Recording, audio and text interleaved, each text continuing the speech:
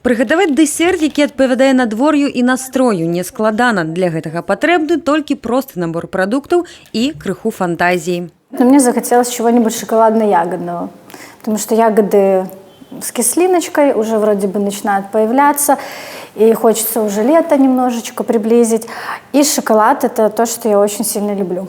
Сёння цяжка паверыць, што майстар тонкага кулінарнага мастацтва занялася гатаваннем унікальных страў і дэсертаў. Выпадкова.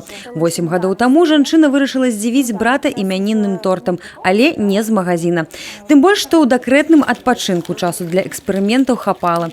Першы вопыт выклікаў шквал усхваленняў з боку блізкіх. Сёння Настасья Калупанович – кандытар са стажам, вучаніца знакамітых майстроў кандытарскай справы з усяго свету, пераможца і прызёр міжнародных конкурсаў і чэмпіянатаў.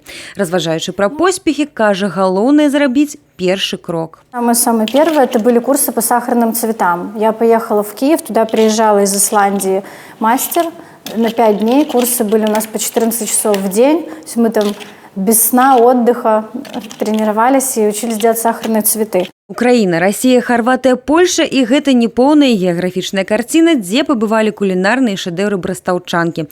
Больш за ўсё, прызнаецца Настасья, яна ганарыцца першымі салодкімі дэсертамі. Менавіта яны запатрабавалі шмат сіл, цярплівасці і з'явіліся дзякуючы непераадольнаму жаданню зрабіць асаблівую ювелірную работу. Сёння майстрам кулінарыі прапануецца шырокі спіс міжнародных конкурсаў, і Настасья плануе далей павышаць планку. Удзел у такіх мерапрыемствах даволі дарагое ў фінансавым плане задавальнення, але паводле слоў майстра вопыт варты таго. Самае цікавае ў такіх эксперыментах – непрадказальнасць выніку. Прадбачыць, якім выйдзе частунак, немагчыма. Поспех, дарэчы, гэта некалькі кампанентаў адразу.